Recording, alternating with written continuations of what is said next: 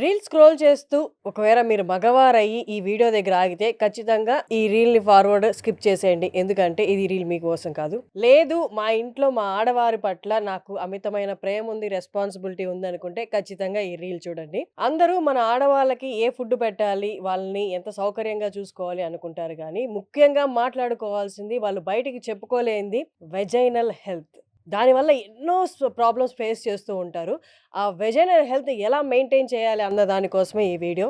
మనతో పాటు ఉన్నారు సుబ్రహ్మణ్యం గారు. 20 ఇయర్స్ పైగా ఫార్మాస్యూటికల్ ఇండస్ట్రీలో ఎక్స్పీరియన్స్ ఉంది. వారిని అడిగి వెజైనల్ హెల్త్ గురించి, ముఖ్యంగా ఈ ప్రోడక్ట్ ఎందుకు వాడాలి అన్న దాని గురించి మాట్లాడుకుందాం. నమస్తే అండి. నమస్కారం అండి.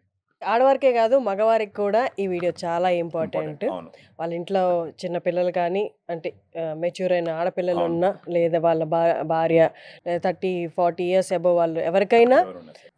ఎవరైనా ఫేస్ చేస్తున్న ప్రాబ్లము ఏజ్తో Vaginal సంబంధం లేక infections. Vaginal infections. పాపం కొంతమందికి ఎందుకు వస్తాయో కూడా తెలియదు. అవును. వాళ్ళకి ఇది ఎలా ఉపయోగపడుతుంది? బేసిక్గా మీరు అన్న పాయింట్ ఏంటంటే వెజనల్ ఇన్ఫెక్షన్ ఎందుకు వస్తుందో తెలియదు అన్న పాయింట్ కూడా కొంతమంది ఏమనుకుంటారంటే ఇది సర్వసాధారణమే అని అనుకుంటారు అనమాట.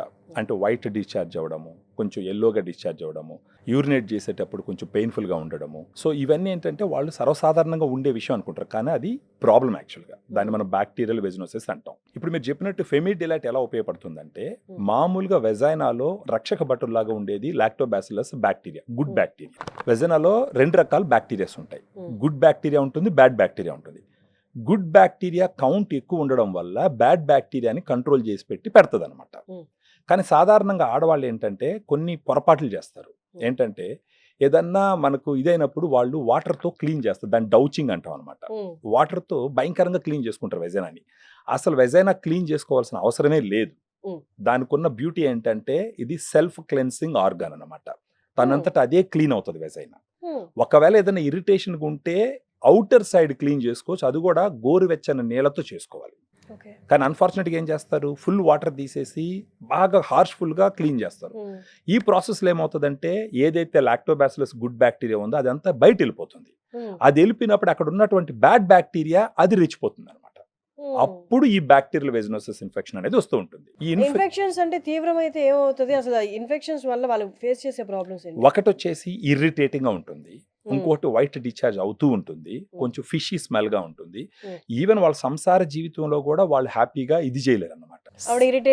ఇరిటేటింగ్ ఉంటారు. ఇప్పుడు ఒక ఏ హెల్త్ కండిషన్ అన్నా కొంచెం మేనేజ్ చేసుకోవచ్చు, కానీ వెజనల్ హెల్త్ కండిషన్ అన్నది చాలా ఇరిటేటింగ్ ఉంటుంది. వర్కింగ్ క్లాస్ ఉమెన్ అయినా సరే, ఇంట్లో అన్ని చూసుకునే ఆడవాళ్ళైనా సరే, వాళ్ళకి చాలా ఇరిటేటింగ్ ఉంటుంది, చెప్పుకోలేరు బయట. సో దాంతోనే సఫర్ అవుతూ ఉంటారు.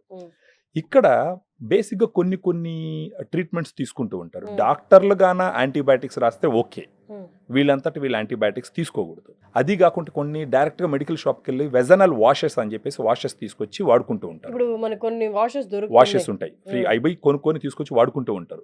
అది కూడా కరెక్ట్ కాదు. వాషెస్ అంతా వచ్చి కెమికల్స్తో చేసినట్టువి. ఈ వాషెస్ విరివిగా వాడుతూ ఉంటే కెమికల్స్ పోయి అక్కడ ఇరిటేటింగ్గా తయారయ్యి వాయడము, నొప్పి రావడము, ఆ ఇన్ఫ్లమేషన్ రావడం, ఇవన్నీ జరుగుతాయి. సెకండ్, మీరు అన్నారు కదా ఈ వెజనల్ ఇన్ఫెక్షన్ ట్రీట్ చేయకపోతే వచ్చే నష్టాలు ఏంటనేసి. ఒకవేళ పిల్లల కనాలని ప్లాన్ చేసుకుంటూ ఉన్నారు, వాళ్ళల్లో ఈ వెజనల్ ఇన్ఫెక్షన్స్ గాన ట్రీట్ చేయక ముందరే పిల్లల కనాలని ప్లాన్ చేసుకుంటే గనక ఏమవుతుందంటే మిస్క్యారేజెస్ అయ్యే అవకాశం ఉంటుంది. నెక్స్ట్ ఏమవుతుందంటే ఇన్ఫర్టిలిటీ ఛాన్సెస్ చాలా ఎక్కువ ఉంటాయి. అంటే వాళ్ళు ఎంత ప్రయత్నించినప్పటికీ వాళ్ళకి గర్భం నిలవకుండా పోవడం, ఒకవేళ వచ్చినా అది అబార్షన్ అయిపోవడం జరుగుతూ ఉంటుంది.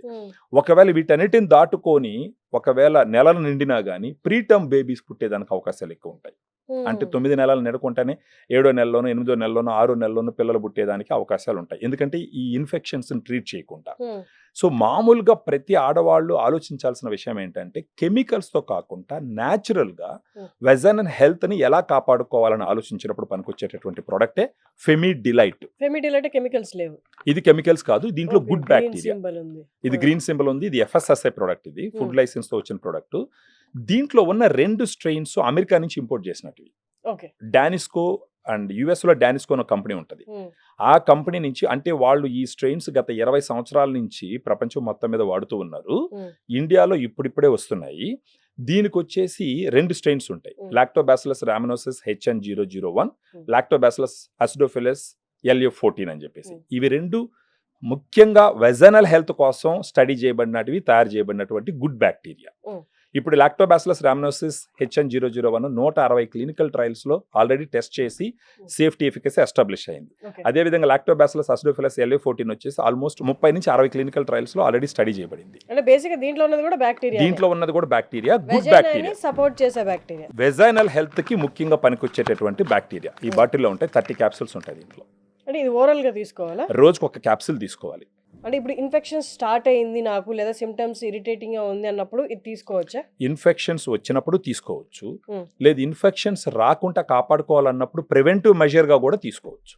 అంటే ఇప్పుడు డైలీ తీసుకోలేము కదా, ఎప్పుడు డైలీ తీసుకోవచ్చు? ఒక బాటిల్లో 30 క్యాప్సూల్స్ ఉంటాయి.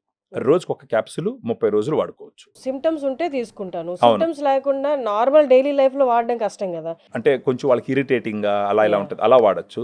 లేదు మనకి ఎలాంటి ఇష్యూ రాకూడదు అనుకున్నప్పుడు 6 నెలలకు ఒకసారి, నెలకు ఒకసారి దీన్ని తీసుకోవచ్చు. అది ఓకే. రోజుకు ఒక క్యాప్సూల్ లెక్కన 30 రోజులు తీసుకొని పక్కన పెట్టించు అన్నమాట. ఆ తర్వాత మళ్ళీ ఇంకొక 6 నెలల తర్వాత వాడుకోవచ్చు. అంటే మన హెల్త్ ని ప్రొటెక్ట్ చేసుకోవడం కోసం ప్రివెంటివ్ గా వాడడం ఉంటుంది, వచ్చిన తర్వాత వాడడం ఉంటుంది. ఒకవేళ వచ్చింది అనుకోండి, మళ్ళీ కొంతమందికి ఏముంటుంది అంటే వెజనల్ ఇన్ఫెక్షన్స్ వస్తూ ఉంటాయి, డాక్టర్ దగ్గర పోతూ ఉంటారు, మళ్ళా వస్తూ ఉంటాయి. వాళ్ళకి ముఖ్యంగా ఎలా వాడాలంటే ఈ ఫెమిడిలైట్ ఒక క్యాప్సూల్ డైలీ ఒకటి తీసుకోవాలా, ఒక 1 మంత్ తీసుకోవాలా.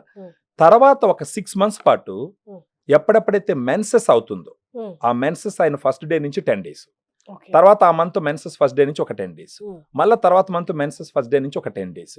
ఆ విధంగా తీసుకుంటే గనక వచ్చే అడ్వాంటేజ్ ఏమవుతుందంటే, ఎందుకు మెన్సెస్ అప్పుడే చెప్తున్నానంటే, మెన్సెస్ అప్పుడు బ్లడ్ ఫ్లో ఉంటుంది. ఆ బ్లడ్ ఫ్లో బ్లడ్ కు వచ్చి pH 7.4 ఉంటుంది అనమాట. 7.4 అంటే మన తెలుగులో చెప్పుకోవాలంటే క్షారంలోకి వెళ్ళిపోతుంది.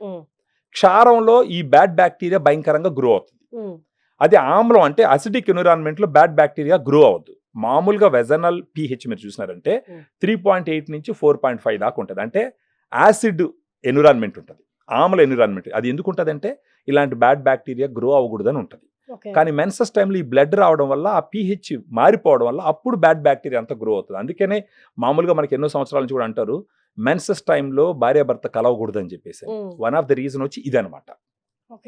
సో ఆ మెన్సెస్ టైంలోనే మెయింటెనెన్స్కి ఎందుకు తీసుకోమని చెప్తున్నాం అంటే, ఆ టైంలో అక్కడ ఉండే బ్యాడ్ బ్యాక్టీరియా గ్రో అవ్వడానికి ఈ రక్తం హెల్ప్ అవుతుంది. సో అందుకనేసి ఆ టైంలో ప్రత్యేకంగా తీసుకున్నారంటే ఒక 6 మంత్స్ కనుక ఈ బ్యాక్టీరియల్ వెజనోసిస్ రాకుండా. ఇంకొకటి వల్వో వెజైనల్ క్యాండిడియాసిస్ అంటారు, అది ఫంగస్ వల్ల వస్తుంది.